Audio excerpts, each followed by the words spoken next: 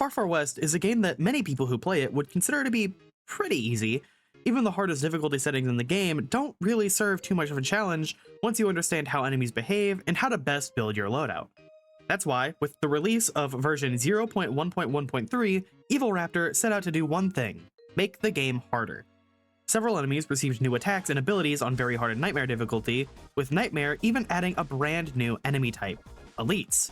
Elites are much larger and much more red than their regular counterparts, with much more dangerous attacks and a ton of extra health. With a pretty high chance of one spawning each storm, at a glance they seem to be a great addition that should make Nightmare into the truly difficult experience it's meant to be. In theory. You see, I wanted to test out all of these new additions myself to see if they actually make Nightmare into a harder game mode or if they're a little bit overhyped.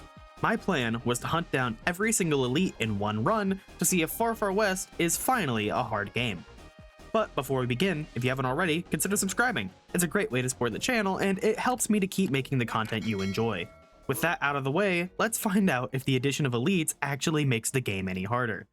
For this run, I can use whatever equipment, spells, and jokers I want, with no restrictions. My only rule I'm holding myself to is that I have to find and kill all 4 elite types before fighting the map boss and heading to extraction. For my weapons and utility, I chose to run the quad as my main damage dealer, the sheriff stars for mobility reasons, and the bottle crate for healing. At a first glance, this loadout may seem a little low on damage, and prior to this update that would have been true. However, this update didn't just make changes to the enemies, as there were a handful of balance changes included as well, most notably to the quad's unique jokers. Aiming Burst got a movement speed buff, but far more importantly, Homing Burst now affects the first shot of each mag. Let me back up a little bit. What Homing Burst did is it made your gun shoot 5 homing bullets for every 20 bullets fired. With this update, they changed it to instead affect the first and final shots of your mag instead. This means that, if you wanted, you can just spam reloads and shoot out a shotgun spread of homing shots at a somewhat decent speed, but what if we could avoid reloading altogether? This is where Weak Spot Refund comes in, a joker that gives you a 20% chance of refunding a bullet on headshot. With 3 of these stacked under incredibly optimal conditions, you kind of just don't stop shooting. Homing shots try to aim for the head, and although you'll pretty much never get this good of a headshot rate in practice, it's still pretty damn good.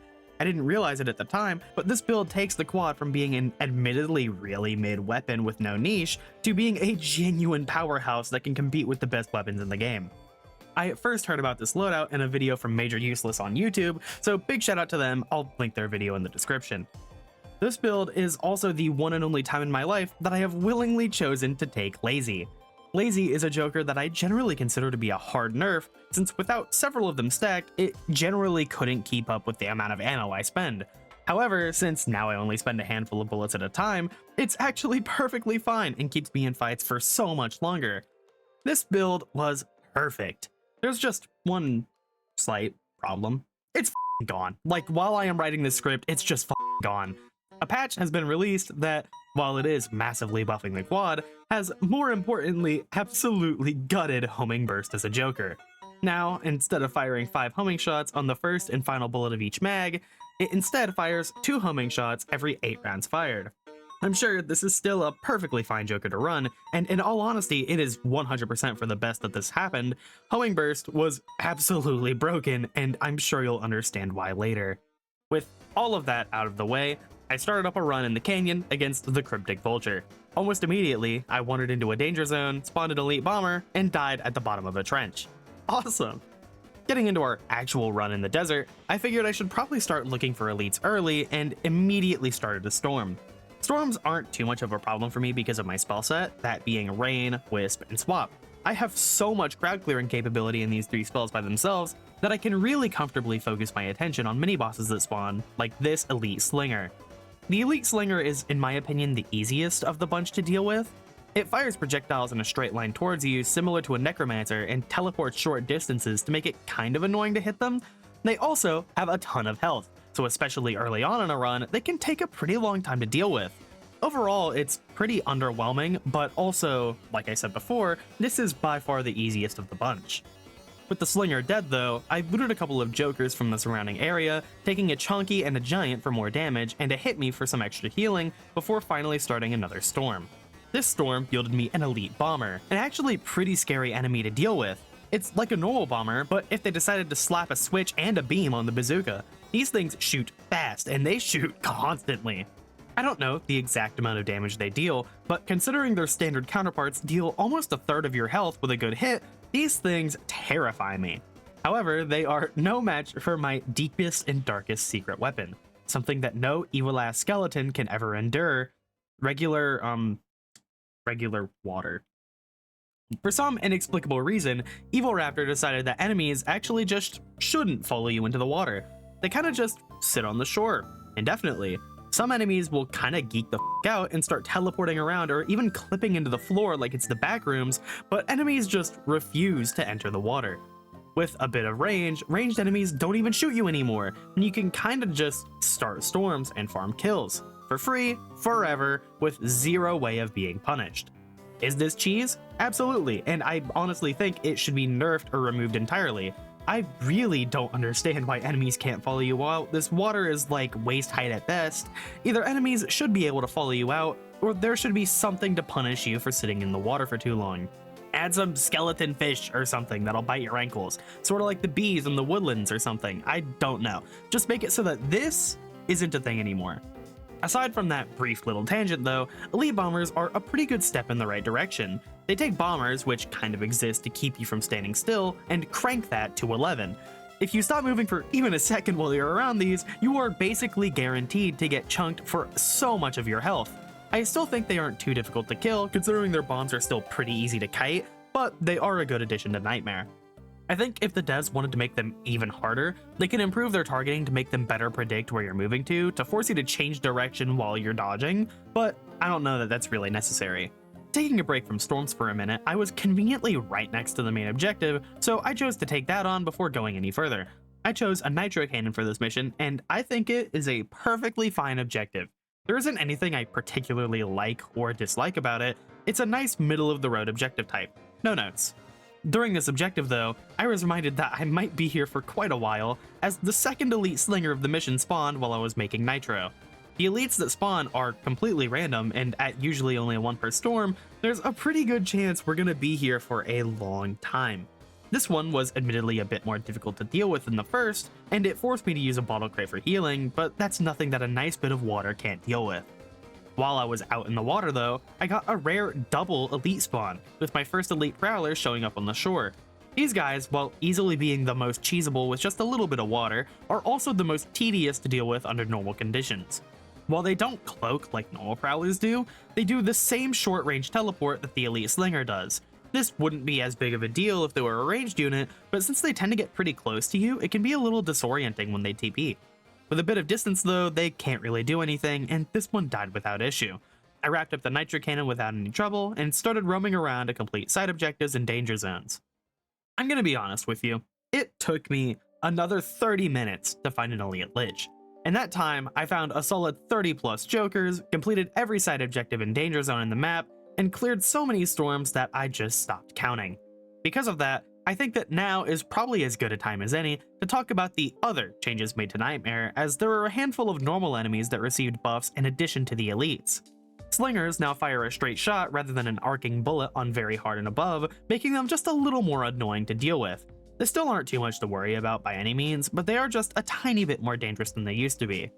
Prowlers can now cloak on as low a difficulty as hard, teleport when hit on very hard, and are permanently invisible on Nightmare. All of these changes to stack up to, at the very least, make them so much cooler to fight, but they're still pretty easily countered by a backdash or just having a gun that does enough damage to kill before they teleport.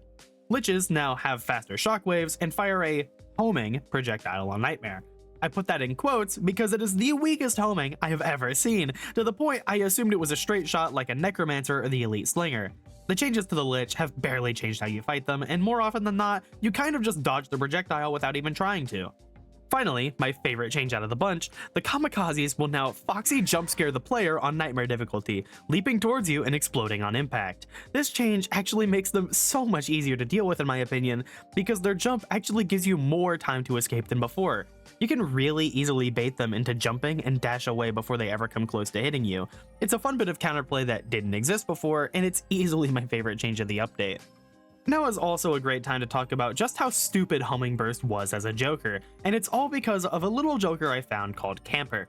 Camper gives you a 50% chance to not spend ammo while standing still, giving me another way of keeping my ammo at max for Hummingburst to proc.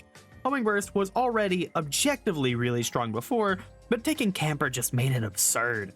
From this point on in the run, I was at no risk of dying. If anything ever got close, I could just dash in a direction and gun it down with no problems. Pair this with the genuinely ridiculous amount of fire rate jokers I found along the way, and it got to a point where I could look in a direction, tap the fire button, and watch everything on screen turn into a cloud of smoke. I think that this is part of the reason why Far Far West isn't really a particularly hard game, and why it probably will never be a particularly hard game. With decent joker luck, or just time invested into a mission, you can pretty easily reach a basically unkillable state. By the end of this mission, I had enough fire rate and damage to insta-kill any non-boss enemy in the game, as well as enough survivability through healing, mobility, and second wind, to the point where I would literally have to get up from my desk and leave the room to be able to die. I'm not saying this is a bad thing, it's fun to feel strong, but a part of me feels like the attempts to make the game harder feel like they're kind of done in vain when stuff like this is easily possible with about a half an hour of time investment. Either way, after another 30 minutes in the game, I finally found an elite lich, took a moment to admire its attacks, and killed it with no issue. My perception of this one is a little bit skewed, seeing as the only time I've ever gotten to fight one was here, in this run with upwards of 30 jokers or more, so I didn't really get to experience it the same way I did the others. Even with the water cheese in mind, the others at least took time to kill, but the lich just sorta died. I've played a lot more, and I've fought more elite liches since then, and while I don't really have good footage to show you, I think I can say it's my favorite elite of the bunch. The sort of burst of attacks it has really makes you change how you dodge it, and it forces you to spend more of your movement options like your dash or extra jumps to guarantee your safety.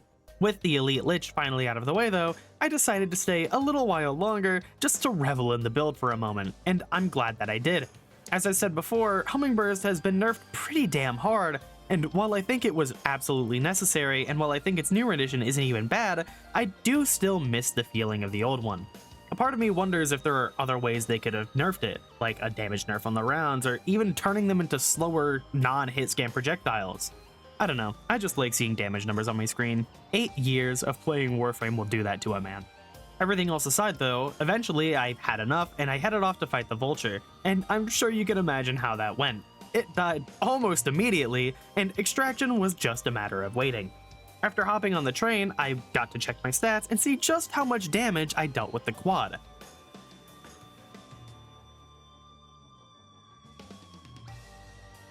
$175,000 damage and 92 levels. Over the course of around an hour, I dealt over 175k damage and almost completely leveled my quad to a new prestige. More importantly though, I hunted down and killed all 4 of the new elites and successfully did exactly what I set out to do. So is Far Far West a hard game now? I honestly don't know. On one hand, the elites do serve as a nice challenge in the early game of the run, but on the other hand, nothing really stops you from collecting 50 jokers and turning the map into a meat grinder. It doesn't help that most storms are kind of optional. Aside from the forced storm at the main objective in Extraction, you can pretty well avoid any and all chances of ever running into an elite.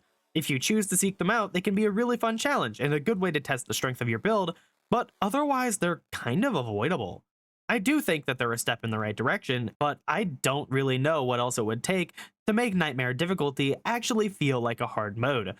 Regardless though, that's gonna be it from me. If you made it this far into the video, consider subscribing so you can see more of the content you enjoy. As always, I hope you enjoyed this video, and thank you so much for watching.